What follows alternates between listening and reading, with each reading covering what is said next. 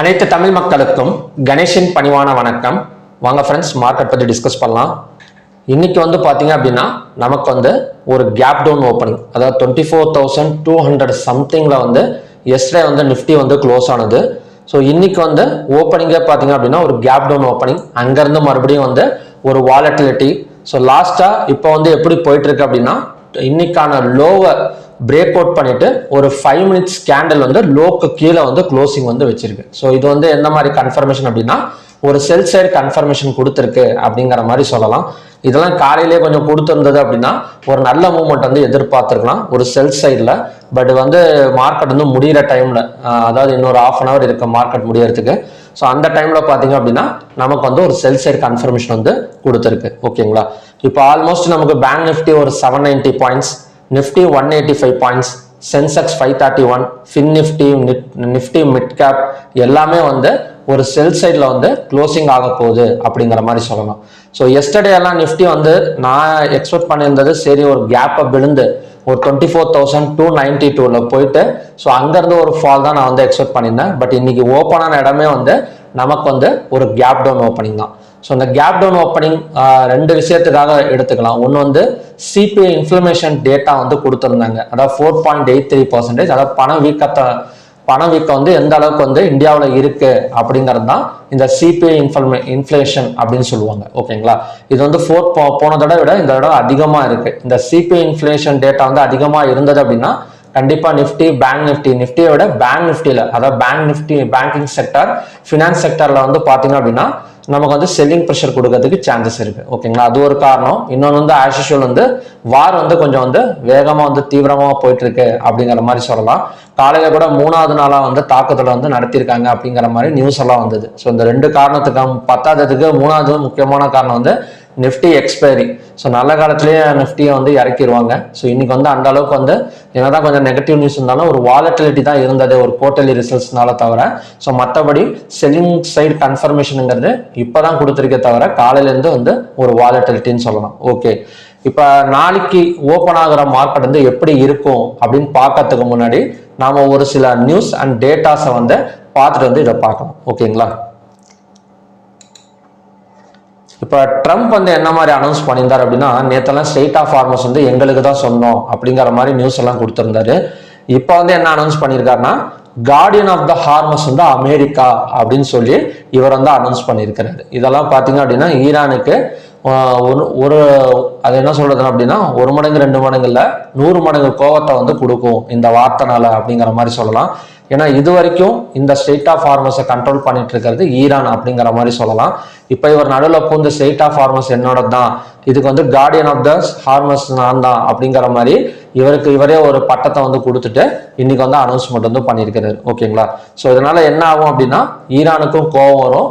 அது மட்டும் இல்லாம இவர் இப்போ வந்து மிலிட்டரி பிளாக்கேடை வந்து மறுபடியும் வந்து இறக்கியிருக்காரு அப்படிங்கிற மாதிரி சொல்லணும். ஸோ இதெல்லாம் பார்த்தீங்க அப்படின்னா இன்னைக்கு கொஞ்சம் சண்டே வந்து வேகமா வந்து தீவிரப்படுத்தும் அப்படின்னு நாம வந்து எடுத்துக்கலாம். ஸோ இதன் மூலியமா என்னங்க நடக்கும் அப்படின்னா, இன்னைக்கே பிரெண்ட் க்ரூட் ஆயில் எல்லாம் கிட்டத்தட்ட நல்ல ஒரு டாப்புக்கு போயிடுச்சு. யூஎஸ் ஆயில், க்ரூட் ஆயில் எல்லாமே வந்து நமக்கு வந்து டாப்புக்கு போயிடுச்சு. நிஃப்டி வந்து கொஞ்சம் செல்லிங் ப்ரெஷர்ல இருக்கு. குவார்டர்லி ரிசல்ட்னால நமக்கு வந்து வாலட்டிலிட்டி இருக்கே தவிர இதே மற்ற நாள் இதெல்லாம் நடந்திருந்தது அப்படின்னா கண்டிப்பா நிஃப்டி வந்து ஒரு 2% பக்கம் டவுன் ஆயிருக்கும் அப்படிங்கிற மாதிரி சொல்லலாம். ஓகேங்களா, எனக்கு என்ன ஒண்ணுன்னா, இப்போ கொஞ்ச நாளைக்கு முன்னாடி ஹைகோர்ட் தீர்ப்பு, அதாவது அமெரிக்காவில் இருக்கிற ஹைகோர்ட் வந்து என்ன சொல்லியிருக்காங்க அப்படின்னா, ட்ரம்ப்புக்கு வந்து மிலிட்ரி ஃபோர்ஸ் வந்து எடுத்துட்டு போகிறதுக்கு பவர் கிடையாது.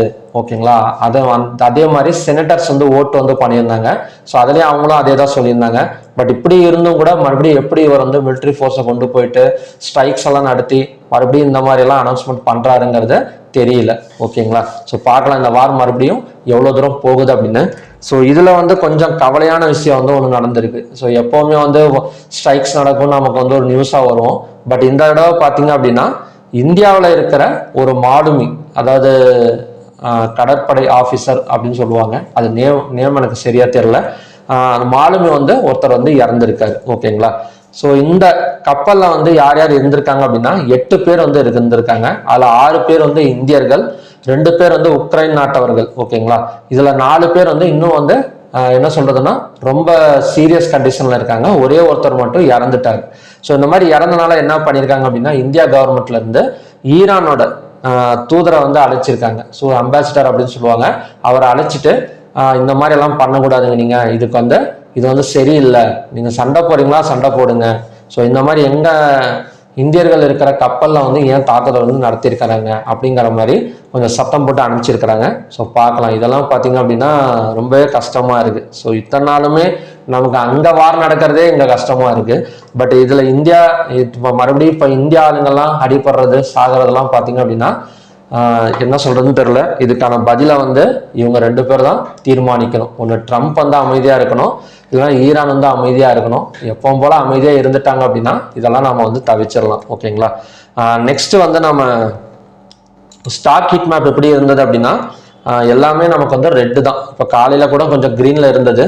பாரதி ஏர்டெல், டிசிஎஸ், சன் ஃபார்மா, அதானி போர்ட்ஸ் இதெல்லாம் அங்கங்க கொஞ்சம் வந்து கிரீன்ல இருக்க தவிர ஸோ மற்றபடி பேங்கிங் அண்ட் ஃபினான்ஸ் செக்டாருங்கிறது ரெட்டுக்கு தான் போயிருக்கு அப்படிங்கிற மாதிரி சொல்லலாம். Because of high inflation. ஓகேங்களா.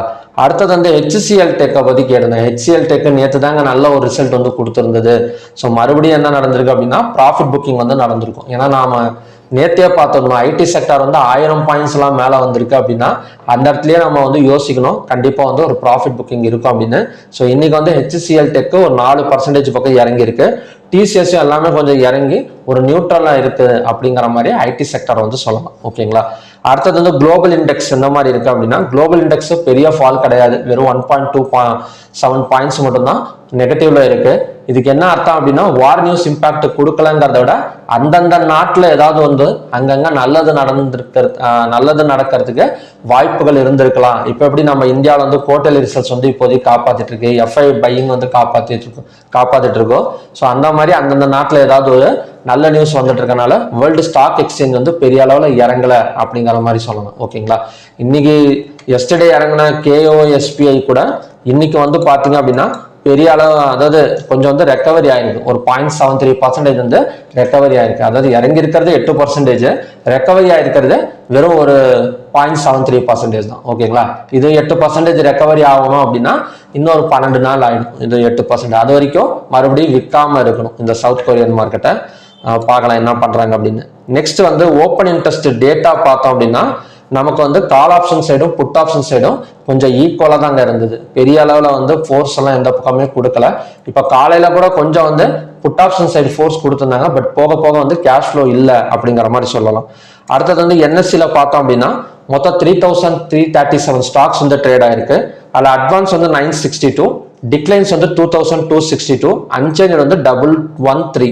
அதாவது நெகட்டிவா கம்பேர் பண்றதை விட பாசிட்டிவ் வந்து கம்மியா இருக்கு அப்படிங்கிற மாதிரி சொல்லலாம். 52 வீக் ஹைல இன்னும் 91 ஸ்டாக்ஸ் இருக்கு. 52 வீக் லோல வந்து 41 ஸ்டாக்ஸ் இருக்கு. Upper circular 76, lower circular 63. So இன்னுமே வந்து 52 ஸ்டாக்ஸ் வந்து ஹைல தான் இருக்கு. அதாவது ரொம்ப நாள் ஆச்சு என்னதான் மார்க்கெட் வந்து ஒரு பெரிய ஃபால். அன்னைக்கு ஒரு 8% குறைஞ்சதுனால 2% நிஃப்டி ஃபால் ஆகிறப்ப மட்டும்தான் 52 வீக் ஹைல வந்து ஸ்டாக்ஸ் வந்து கம்மியா இருந்ததுன்னு நினைக்கிறேன். ஸோ அதுக்கப்புறம் இது வரைக்கும் குறையவே இல்லை. இன்னமும் 52 வீக் ஹைல வந்து அதிகமாக தான் இருக்கு. அடுத்தது செக்டார் வைஸ் க்ளோசிங் என்னங்க நல்லா இருக்கு அப்படின்னா ஹெல்த் செக்டார் நல்லா இருக்கு, ஃபார்மா செக்டார் நல்லா இருக்கு, மெட்டல் செக்டார் நல்லா இருக்கு. இது நல்லா இருக்குன்னா பெரிய அளவுலலாம் நல்லா இல்லை. ஒரு 0.5%, 0.8%. ஸோ அந்த அளவுக்கு தான் நமக்கு வந்து ஒரு பாசிட்டிவ் இருக்க தவிர மற்ற எல்லாத்துலேயும் வந்து பணத்தை வந்து வெளியே எடுத்திருக்கிறாங்க அப்படிங்கிற மாதிரி சொல்லலாம். நெக்ஸ்ட் வந்து ஹைவேட்டேஜ் ஸ்டாக்ஸ் டிசிஎஸும் சன் ஃபார்மா இது 2 மட்டும் தான் தப்பிச்சிருக்கு இன்னைக்கு. அதாவது விற்காம விட்டுருக்காங்க. ஸோ மற்றது எல்லாத்துலேயுமே பார்த்தீங்க அப்படின்னா செல்லிங் ப்ரெஷர் இருக்கு அப்படிங்கிற மாதிரி சொல்லலாம். டாப் கெய்னர்ஸ் எடுத்துக்கிட்டோம் அப்படின்னா பாரதி ஏர்டெல், அப்போலோ ஹாஸ்பிட்டல், சன் ஃபார்மா, சிப்லா, டாக்டர் ரெட்டி இதெல்லாம் பார்த்தீங்கன்னா டாப் கெய்னர்ஸுக்கான ஸ்டாக்ஸ். டாப் லூசர்ஸ்னு எடுத்துக்கிட்டோம் அப்படின்னா HCL tech, HDFC life, Shriram finance, TMPV, IndiGo இதெல்லாம் பார்த்தீங்க அப்படின்னா டாப் லூசர்ஸுக்கான ஸ்டாக்ஸ். இந்த டாப் கெய்னர்ஸ் அண்ட் டாப் லூசர்ஸ்ல வந்து பாரதி ஏர்டெல் வந்து எடுத்துட்டீங்கன்னு வச்சுக்கோங்களேன். இது வந்து மாறி மாறி நமக்கு வந்து டாப் கெய்னர்ஸ்லையும் டாப் லூசர்ஸ்லையும் வந்துட்டு இருக்க காரணம் வந்து ஒரு பேரல் சேனலுக்குள்ளார கிரியேட் ஆயிருக்கு அப்படிங்கிற மாதிரி சொல்லலாம். ஸோ இன்னைக்கு வந்து டாப் கெய்னர்ஸ்ல இருக்கு அப்படின்னா நாளைக்கு வந்து டாப் லூசர்ஸ்ல இருக்கிறதுக்கும் வாய்ப்புகள் இருக்கு இந்த பாரதி ஏர்டெலை பொறுத்த வரைக்கும். அடுத்தது வந்து நமக்கு வந்து லெவல்ஸ் பார்க்கலாம். இப்போ லெவல்ஸ் பார்த்தீங்க அப்படின்னா நமக்கு வந்து லோவை பிரேக் அவுட் பண்ணிட்டு தான் கீழே வந்திருக்கு. ஓகேங்களா. ஸோ நம்ம ஒரு ட்ரெண்ட் லைன் கூட இந்த இடத்துல வந்து டிரா பண்ணிக்கலாம். ஓகேங்களா. ஸோ இன்னைக்கு க்ளோஸ் ஆகிற மார்க்கெட்டை விட்டுருங்க. இப்போ நாளைக்கு இப்போ நாளைக்கு ஓப்பன் ஆகிறப்ப இந்த 24,038க்கு கீழே கேண்டில் க்ளோஸ் வச்சது அப்படின்னா அகைன் வந்து ஒரு செல் சைடு கன்ஃபர்மேஷன் வந்து நமக்கு கிடைக்கும். ஸோ அதோட டார்கெட் வந்து எடுத்துட்டீங்க அப்படின்னா 23,929 வரைக்கும் வரதுக்கு சான்சஸ் இருக்கு. இல்லைன்னா இந்த ட்ரெண்ட் லைனை வந்து டிரா பண்ணி வச்சுக்கோங்க. இந்த ட்ரெண்ட் லைனுக்கு மேலே கேண்டில் க்ளோஸ் ஓப்பனிங் கொடுத்தது அப்படின்னா இந்த இடத்துல வந்து ஒரு பை சைடு கன்ஃபர்மேஷன் கிடைக்கும். ஸோ இதோட டார்கெட் வந்து இன்னைக்கான ஹை, இல்லைன்னா நாம நேற்று பார்த்த அந்த ரெசிஸ்டன்ஸ் 24,292 வரைக்கும் வரதுக்கான சான்சஸ் வந்து இருக்கு. ஸோ நான் இந்த ட்ரெண்ட் லைனை டிரா பண்ணி வச்சிருக்கிற டைம் ஃப்ரேம் வந்து பாத்தீங்க அப்படின்னா 5 மினிட்ஸ் டைம் ஃப்ரேம் வந்து டிரா பண்ணியிருக்கேன். So buy side break out பாயிண்ட்னா இந்த ட்ரெண்ட் லைனை பிரேக் அவுட் பண்ணோம். அதே மாதிரி செல் சைடு பிரேக் அவுட் பண்ணா அந்த 24,038 வரைக்கும் 38க்கு கீழே வந்து ஓப்பனிங் ஆகணும், இல்லைன்னா பிரேக் அவுட் நடக்கும். ஓகேங்களா? ஸோ பிரேக் அவுட் நடந்தால் நமக்கு வந்து செல் சைடு கன்ஃபர்மேஷன் அப் டு 23,929 வரைக்கும். நெக்ஸ்ட் வந்து பேங்க் நிஃப்டி பார்க்கலாம். இப்போ பேங்க் நிஃப்டி எடுத்துக்கிட்டா நமக்கு ஆல்மோஸ்ட் பிரேக் அவுட் நடந்துருச்சு. இந்த இடம் பார்த்தீங்கன்னா தெரியும், நிஃப்டியில் இப்போதான் நடந்துட்டு இருக்கு. பட் இதை வந்து காலையிலேயே நமக்கு எஸ்டர்டே லோ பிரேக் அவுட் பண்ணிட்டு ரீடெஸ்ட் எடுத்தும் கீழே இறங்கிடுச்சு. ஸோ நெக்ஸ்ட் ரெசிஸ்டன்ஸுங்கிறது 57,579. லோவெல்லாம் பிரேக் அவுட் பண்ணிட்டு ஓப்பனிங் கொடுத்தது அப்படின்னா நெக்ஸ்ட் டார்கெட் அண்ட் சப்போர்ட்ங்கிறது 56,871. அடுத்தது வந்து சென்செக்ஸ் பார்க்கலாம். இப்போ சென்செக்ஸும் ஆல்மோஸ்ட் நமக்கு வந்து பிரேக் அவுட் வந்து இன்னும் நடக்கலை. அதாவது லோ வந்து பார்த்தீங்க அப்படின்னா இந்த இடத்துல, ஸோ இந்த இடத்த தாண்டி நமக்கு வந்து கீழே இறங்கணும். ஸோ சென்செக்ஸோட லெவல்ஸ் மட்டும் கொஞ்சம் முன்ன பின்ன இருக்கும் ட்ரேடிங்னால. நீங்கள் வந்து புரோக்கரேஜ் ஆப்பில் போயிட்டு அந்த சார்ட்டை வந்து யூஸ் பண்ணிக்கோங்க. ஓகேங்களா? ஸோ சென்செக்ஸ் மட்டும் அதில் வந்து யூஸ் பண்ணிக்கோங்க, ஏன்னா நான் மாற்றி மாற்றி சொல்ல முடியாது. ஓகேங்களா? ஸோ 77,000 லோவை ஞாபகம் வச்சுக்கோங்க. ஓகேங்களா? ஸோ இந்த சார்ட் படி லோ பார்த்தீங்க அப்படின்னா இந்த இடத்துல இருக்கு. ஸோ லோவை பிரேக் அவுட் பண்ணால் ஸோ நமக்கு கண்டினியூஸாக கீழே இறங்க சான்சஸ் இருக்கு. இல்லைன்னா ட்ரெண்ட் லைன் ஆஸ் யூஷுவல் நமக்கு நிஃப்டி மாதிரியே டிரா பண்ணி வச்சுக்கோங்க. இந்த ட்ரெண்ட் லைனுக்கு மேலே ஓப்பனிங் கொடுத்தது அப்படின்னா நமக்கு வந்து பை கண்டினியூஷன் வந்து ஆகும். ஓகே, அடுத்தது வந்து ஃபின் நிஃப்டி. ஸோ ஃபின் நிஃப்டியும் ஆல்மோஸ்ட் நமக்கு பேங்க் நிஃப்டி மாதிரி தான் 26,594ங்கிறது ரெசிஸ்டன்ஸ் ஜோன். ஸோ ஃபின் நிஃப்டியை பொறுத்த வரைக்கும் ஒரு ஸ்ட்ராங் ட்ரெண்ட் லைன் சப்போர்ட் வந்து இருக்கு. ஸோ ஆல்மோஸ்ட் இந்த இடம் வந்து பார்த்தீங்க அப்படின்னா நமக்கு வந்து ஒரு 3 டைம்ஸ் சப்போர்ட்டாக வந்து ஒர்க் அவுட் ஆயிருக்கு. ஸோ இப்போ 4th டைம் வந்து நமக்கு ஒர்க் அவுட் ஆனது அப்படின்னா அகைன் வந்து இந்த இடம் ட்ரெண்ட் லைன் 26,400 டச் பண்ணிட்டு ஒரு 26,898 வரைக்கும் வரதுக்கு வாய்ப்புகள் வந்து இருக்கு. ஸோ இப்போதைக்கு ரெசிஸ்டன்ஸ் வந்து 26,594. ஓகேங்களா? அடுத்தது வந்து mid cap Nifty. So mid cap Nifty நிற்கிறது எஸ்டர்டே பார்த்துருந்தோம்ல, ஒரு கேப் ஃபில்லிங் சப்போர்ட் அப்படின்னு பார்த்துருந்தோம். அந்த இடத்த தான் இன்னைக்கு சப்போர்ட்னு சொல்லியிருந்தேன். அந்த சப்போர்ட்டை டச் பண்ணிட்டு ஸோ ஆல்மோஸ்ட் 22 பாயிண்ட் நமக்கு மேலே வந்துட்டு இருக்கு. ஸோ இதோட நெக்ஸ்ட் டார்கெட் வந்து 14,798 வரைக்கும் வரதுக்கான பாசிபிலிட்டிஸ் வந்து இருக்கு. ஸோ நிஃப்டிக்கு மறக்காம வந்து இந்த ட்ரெண்ட் லைன் வந்து டிரா பண்ணி வச்சுக்கோங்க. ஸோ அது பிரேக் அவுட் மேலே நடந்தது அப்படின்னா பை சைட் கன்ஃபர்மேஷன், இல்லை அப்படின்னா sell side confirmation. So okay friends, அடுத்தது வந்து நம்ம க்ரூட் ஆயிலுக்கு போயிடலாம். இப்போ க்ரூட் ஆயில் எப்படிங்க இருக்கு அப்படின்னா காலையிலேருந்தே நமக்கு வந்து ஒரு வாலட்டிலிட்டி தான். ஸோ இந்த இடம் பார்த்தீங்கன்னா தெரியும், ஒரு அப் அண்ட் டவுன், ஒரு சப்போர்ட் அண்ட் ரெசிஸ்டன்ஸுக்குள்ள தான் போயிட்டு வந்துட்டு இருக்கு. ஸோ இந்த பேட்டர்ன் படி நமக்கு செல் சைட் பிரேக் அவுட்ங்கிறது 7,702. இதுக்கு கீழே ஒரு கேண்டில் 15 மினிட்ஸ் கேண்டலோ 5 மினிட்ஸ் கேண்டலோ ஒரு க்ளோசிங் வச்சது அப்படின்னா இந்த இடத்துல இந்த ட்ரையாங்கிள் பேட்டர்ன் படி நமக்கு வந்து செல் சைட் கன்ஃபர்மேஷன் நடக்கும். ஸோ இதோட டார்கெட் எவ்வளோ தூரம் வரும் அப்படின்னா 7,599 வரைக்கும் வந்துட்டு இந்த இடத்துல டபுள் பாட்டம் சப்போர்ட் எடுக்கிறதுக்கு சான்சஸ் இருக்கு. ஸோ இல்லை அப்படின்னா இந்த ட்ரெண்ட் லைனை டச் பண்ணணும். இந்த ட்ரெண்ட் லைனை டச் பண்ணாதான் அடுத்த ரெசிஸ்டன்ஸ் நமக்கு. ஓகேங்களா? ஸோ மறக்காம இதுலையுமே 5 மினிட்ஸ் டைம் ஃப்ரேம் வச்சு ட்ரெண்ட் லைன் ட்ரா பண்ணி வச்சுக்கோங்க. இந்த ட்ரெண்ட் லைன் ரெசிஸ்டன்ஸை டச் பண்ணாதான் அடுத்த ரெசிஸ்டன்ஸ் அங்கிருந்து இறங்குறது சான்சஸ் இருக்கு. அது வரைக்குமே 7,702ங்கிறத செல் சைட் பிரேக் அவுட் பாயிண்ட். அடுத்தது வந்து நேச்சுரல் கேஸ். ஸோ நேச்சுரல் கேஸை பொறுத்த வரைக்கும் மார்னிங் வந்து ஒரு சப்போர்ட் பார்த்துருந்தோம் 275.1. ஸோ அது எக்ஸாக்டாக ஒர்க் பண்ணிட்டு 289.1.6 நோக்கி போயிட்டு இருக்கு அப்படிங்கிற மாதிரி சொல்லலாம். ஓகேங்களா? 281.6ஐயும் பிரேக் அவுட் பண்ணது அப்படின்னா கண்டினியூஸாக நமக்கு 290 292 வரைக்கும் வரதுக்கு சான்சஸ் இருக்கு. அடுத்தது வந்து கோல்டு அண்ட் சில்வர். இப்போ கோல்டு அண்ட் சில்வரும் கொஞ்சம் தடுமாறிட்டு தாங்க இருக்கு. பெரிய அளவில் வந்து ஒரு மூமெண்ட் இல்லை அப்படிங்கிற மாதிரி சொல்லலாம். பட் கோல்டை பொறுத்த வரைக்கும் செல்லிங் தான். லோவை பிரேக் அவுட் பண்ணால் கண்டினியூஸாக நமக்கு வந்து 1,40,776 வரைக்கும் வரதுக்கு சான்சஸ் இருக்கு. ஸோ இந்த ட்ரெண்ட் லைனை வந்து கோல்டில் ட்ரா பண்ணி வச்சுக்கோங்க. இந்த ட்ரெண்ட் லைனை பிரேக் அவுட் பண்ணிட்டு கேண்டில் மேலே க்ளோஸ் வச்சாதான் பையிங், இல்லைனா அது வரைக்குமே வந்து நமக்கு வந்து செல் சைடு கன்ஃபர்மேஷன் தான். ஓகேங்களா? அடுத்தது வந்து சில்வர் பார்க்கலாம். இப்போ சில்வரும் ஆல்மோஸ்ட் வந்து டபுள் டாப் ரெசிஸ்டன்ஸ் வந்து இந்த இடத்துல எடுத்திருக்கு. தெரியுதுங்களா? 2,21,284. இந்த இடம் பார்த்தீங்கன்னா நெக்லைன் பிரேக் அவுட்னு சொல்லுவாங்க. 2,19,896 பிரேக் அவுட் பண்ணிட்டு ஒரு கேண்டில் கீழே க்ளோஸ் வச்சா இந்த இடத்துல செல் ஷேர் கன்ஃபர்மேஷன் வந்து கிடைக்கும். அதோட டார்கெட் வந்து 2,17,000 பாயிண்ட்ஸ் பக்கம் டவுன் சைடு வந்து நாம வந்து எக்ஸ்பெக்டேஷன் வந்து பண்ணலாம். அடுத்தது வந்து காப்பருக்கு போயிடலாம். காப்பர் வந்து நல்லா பிரேக் அவுட்டுங்க இன்னைக்கெல்லாம். அதாவது எஸ்டர்டே வந்து டபுள் டாப் ரெசிஸ்டன்ஸ் எடுத்த இடத்துல இன்னைக்கு பிரேக் அவுட் வந்து நடந்திருக்கு. பிரேக் அவுட் ஆன இடம் தான் நான் இன்னைக்கு வந்து சப்போர்ட்டா வந்து எடுத்திருக்கேன் ஈவினிங்ல 1304. ஓகேங்களா? 1304 வந்தது அப்படின்னா அகைன் வந்து இன்னைக்கான 1311 வரைக்கும் வரதுக்கு சான்சஸ் இருக்கு. ஓகே ஃப்ரெண்ட்ஸ், இதுதான் பார்த்தீங்கன்னா இன்னைக்கான கண்டிஷன்ஸ்.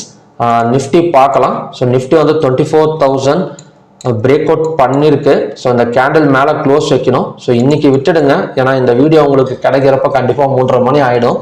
அதனால இன்னைக்கு விட்டுடுங்க, இந்த டிரா பண்ணி வச்சுக்கோங்க. நாளைக்கு இதுக்கு மேலே ஓப்பனிங் கொடுத்தது அப்படின்னா அந்த இடத்துல வந்து ஒரு பை சைடு கன்ஃபர்மேஷன் வந்து நம்ம பண்ணிக்கலாம். ஓகேங்களா? ஸோ ஓகே ஃப்ரெண்ட்ஸ், மறுபடியும் பார்த்தீங்க அப்படின்னா இன்னொரு நல்ல ப்ரிடிக்ஷன் வீடியோட நான் வந்து மீட் பண்ணுறேன். Thank you very much.